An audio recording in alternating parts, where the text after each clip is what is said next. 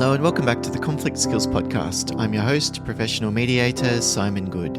I set up this podcast to provide free resources and tools for dealing with conflict, so if that sounds like the kind of thing that's useful for you, please consider pressing subscribe. In the episode today, I'm going to be talking about a conflict case study. This is a situation where a colleague is constantly dumping work upon the person that's in question. And I'm going to talk about some options that they could use if they decide to talk this through with the offending colleague. Now, as always, my background is that I'm a professional mediator, so I spend a lot of time resolving workplace conflict like these every day.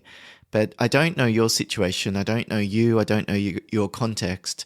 So although I'm talking about some of the things that stand out to me, I don't want this to come across as some sort of an implication that this is the only way to do it or this is the correct way. In fact, I think often as long as our intention is good, we will be able to find a way to move things forward as long as we can stick to that and avoid being escalated or frustrated or whatever else might be going on. So I'm going to read the case study first, and then I'm going to be talking about some of the initial thoughts that I have, as well as a couple of the more comprehensive strategies that we could consider. So this is the case study. I work in a 4-person admin and client support team at a local service company. For the past 2 months, my colleague Lisa has been leaving early 2 or 3 days a week. She always sends last-minute messages with vague excuses like, my family stuff has come up, or I have an appointment that I forgot about.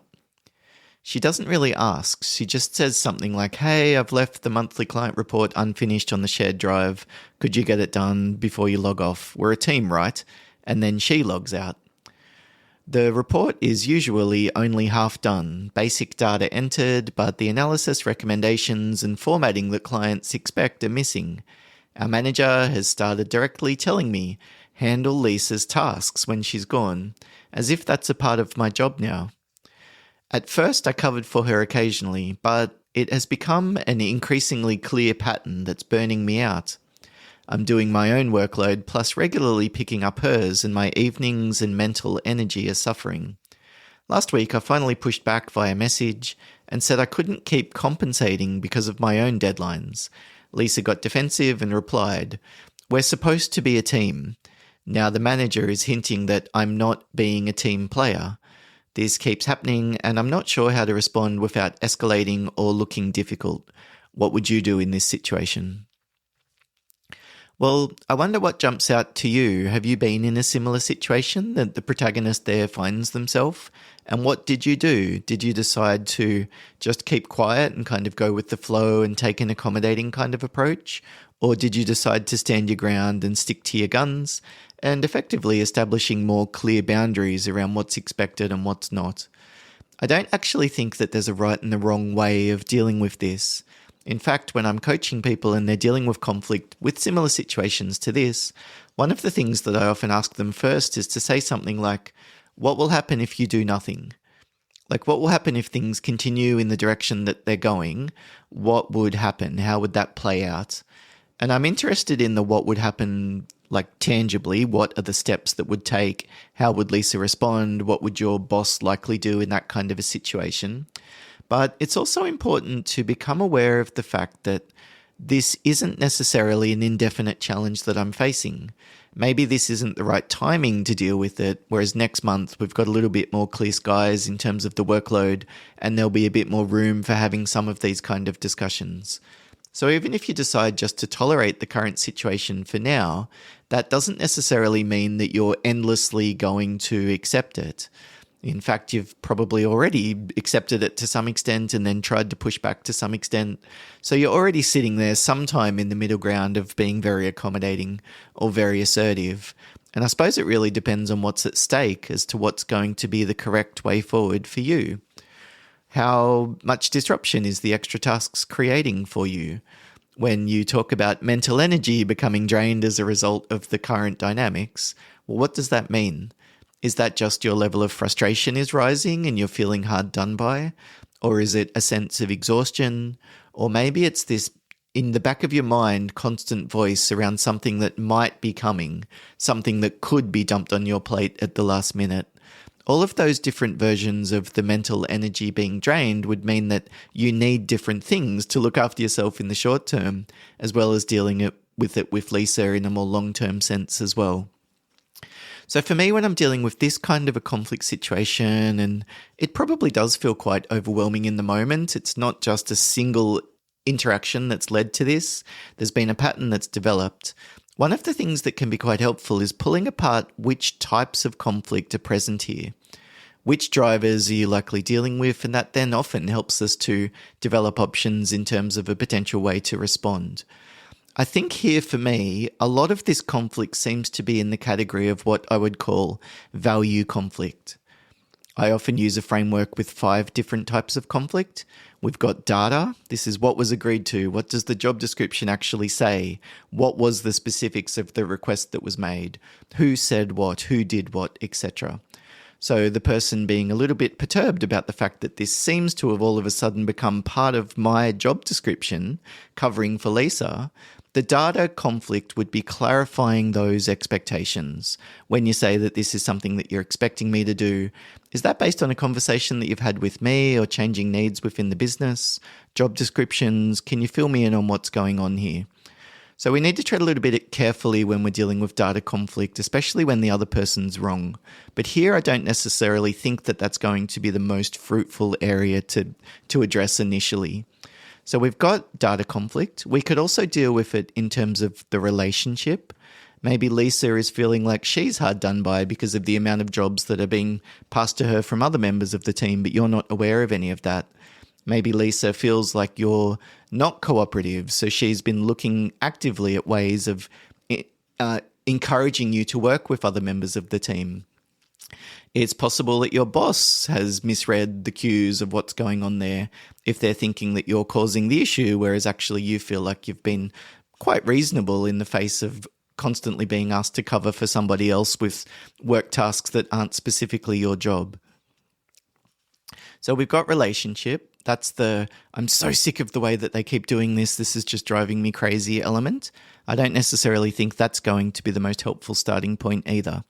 So if it's not data, the facts, or relationship, the vibe, the attitudes that we have towards one another, what else could we do? Well, we've got the other 3 types of conflict that we could consider: structure, interest, and values. So here there could be a number of different structural interventions that could work. For example, maybe you could suggest a weekly meeting where tasks are allocated and you can check who within the team has capacity at the moment and who's feeling a little bit more stretched and struggling to keep their head above water. Maybe we could address the way that these deadlines are dealt with so that Lisa doesn't constantly have a Friday afternoon deadline that she's working towards. Maybe we could change it to Wednesday afternoons. That would mean that she's effectively really doing everything that she can to get it in on time, but you've still got a couple of extra days leeway for her to fix anything that might be needed. Whereas at the moment, with the current structure and everything being left up until the last minute, it means that if she's left work that hasn't been done, there's really no opportunity for her to cover. Like, she's relying on you to do it for her effectively. So how communication happens, how the updates are given, how work is delegated or allocated, what kind of, what would you say, an agreement is needed between 2 members of the team if one person is asking the other person to cover for them. These are all elements of structure. And I think in this particular case study, there would actually be it's quite likely that there would be a number of different opportunities to change the structure. And in doing so, we can often mitigate some of the negative effects of conflict that we're dealing with, or at times even prevent the conflict from coming up at all. So structure, I think, is probably a pretty good option as a starting point here. And then we've got the last 2 types of conflict that I mentioned: interest and values. Interest is basically who wants what. What do I need? What do my colleagues need? What does the company need? What does my boss need? We're all going to have different interests that we're dealing with here. It's what I'm prepared to do for you and what I expect from you in return. So regardless of the data, regardless of how the work is being allocated, you could decide just to deal with this conflict predominantly at the interest layer. if we were going to do this, we might threaten them with something like, if this happens again, I'm going to need to make a formal complaint to HR or something similar. Or maybe there's something that we could offer them. I'm happy to do that for you if you can help me out with this other area that I'm looking for some support in. Or sure, I'm happy to cover you this Friday that's coming up. Would there be an option then for you to cover me the week after? I'm reasonably flexible in terms of which day works, but that seems to me like something that would be a fair arrangement, but I don't know, how does that sit with you? That word fair, I'm sorry, can you just explain to me how this is fair, given the fact that I'm constantly being asked to do these extra tasks, but other members of the team don't seem to have that same burden of extra responsibilities being added to their to-do list? Like, I'm kind of saying, what's going on here? And is there something that I can offer you so that I can get what I need in return? You could decide to compromise. Maybe there's some types of work that you're prepared to cover. Maybe there's a certain amount of notice that you're prepared to cover for someone, but being constantly dumped on your lap at the last minute is something that's not tolerable. When we're dealing with this interest conflict, it's all about the negotiation, and we effectively need to decide how firm to be. And that really comes down to how important it is not to disappoint the other person. If our boss asks us to do something and the job is really important to us, or our boss's opinion really matters, then we should probably just say yes. No worries, I can get that organised. Taking an accommodating approach would make complete sense. But if this is a colleague and it's not very likely that you're going to be working together with them for an extended period of time, and there's not a lot to lose if they're unhappy with you, then it might be worth considering options like sticking to your guns and saying, no, that's not a request that I can meet. And we don't need necessarily to give a whole lot of in-depth understanding of this is ridiculous anyway, it's your job, you should be doing it, etc. We can just focus on the request. That's not something that I can agree to. That's not something that I'm going to be able to organise given the amount of time that we've got between now and when the report is due. So I think interest is probably a pretty good option, and it would depend on what's at stake. How important is it for you not to disappoint your colleague? If that doesn't really matter, then maybe it makes sense to be quite assertive. If the relationship's important, or there are a number of different interconnected relationships going on here, then maybe it makes more sense to compromise, like I can do half of it but not the whole amount, or stick to your guns and say, no, that's not a request that I'm able to meet. Now, the last type of conflict that I mentioned is what's called value conflict. These are all of the subjective interpretations that we bring to different situations that we're in. What should happen? What's fair? What's professional? What's respectful communication? I'm constantly surprised when I'm doing training workshops in conflict resolution skills, how many people seem to think that there's such a thing as common sense. They seem to think that there's such a thing as respectful communication, and surely we've all got the same idea of what respectful communication looks like, right? Well, no, of course not. I don't know if you've met many grown-ups that you're dealing with in your life, but there doesn't seem to be such a thing as common sense. And even adults don't seem to be particularly capable of having adult-to-adult, calm, civil conversations in all situations that they're in. So we don't want to make the mistake of assuming that everybody else thinks the way that we do. When we deal with conflict at the value layer, it's often normalizing two different perspectives. I know in other teams that I've worked, these kind of tasks and last-minute requests was something that was quite commonplace. For me, though, I find that challenging for these couple of reasons. When you need my help with something, could you please provide me more notice? So if we deal with it in that kind of a structure, we're not saying you're wrong. Why are you so careless? Why are you being so inconsiderate as to pass all of these tasks on to me? Why am I being asked to compensate for you? We can see how our perspective is subtly introduced even in terms of the actual language that we use when we're dealing with this kind of conflict. The boss has the concerns about you potentially not being a team player. That's another area that we've all got a slightly different interpretation of what being a team player actually looks like. And again, if we decide to talk to our boss about this, the approach that often works is normalizing both perspectives. I'm sorry, for me, I'm not used to having these kind of requests being passed to me without much notice. It sounds like from your perspective, though, that's something that you were hoping that within the team we could be reasonably flexible around. Have I got that right? So I'm saying it seems like you're expecting this from me, but other teams I've been a part of work differently. Or it seems like this is what you think would be the normal way of doing things. Actually, I've got a different idea in terms of what my default plan might look like. So it's not that you're wrong, but I'm saying to the manager, look, it seems like there's been some crossed wires, or maybe we've been on different pages in a few different conversations that we've had, given these different backgrounds and different experiences, etc.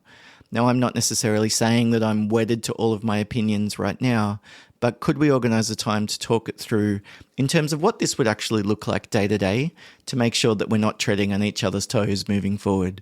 How does that sound?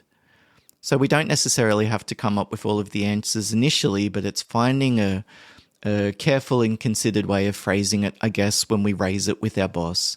And it might be something like, could we talk about our expectations regarding collaboration within the team? Like, it's a neutral and mutual way of phrasing it. Whereas if we say, I want to talk to you about these accusations of me not being a team player, well, that's not really a mutual and neutral way of phrasing it, is it? It's like, I've got this issue that's important to me and I demand to talk about it with you right now. So that value conflict often is about normalizing the difference and then setting up a future-focused kind of conversation. We don't want to mistake values for facts. That's not respectful. That's not professional. They shouldn't have done that. That's not good enough.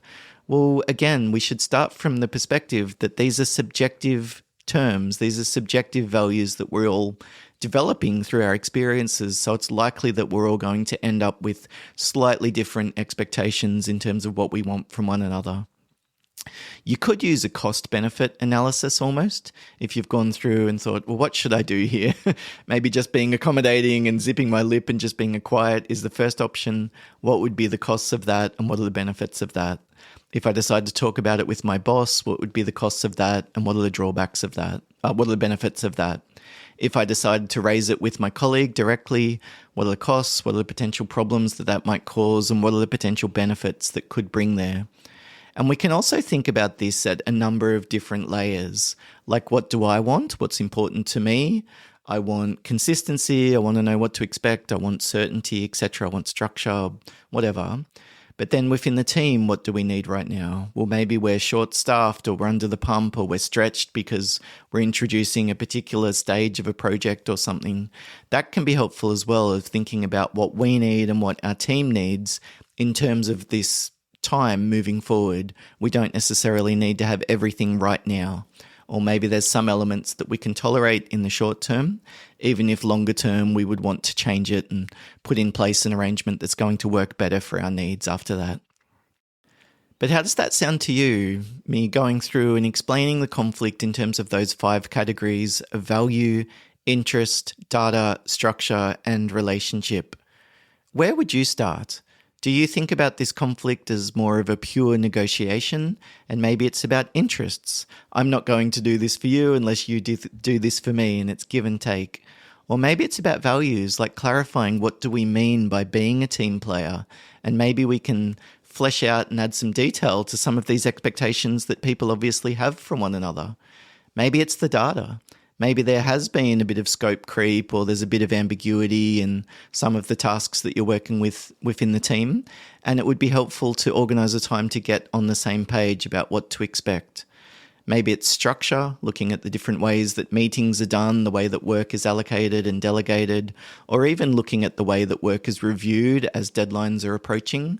Or maybe it's the relationship layer, taking them out for a coffee, giving them a chance for vent, and maybe doing a little bit of rapport building. Again, I don't think there's necessarily a right and wrong here.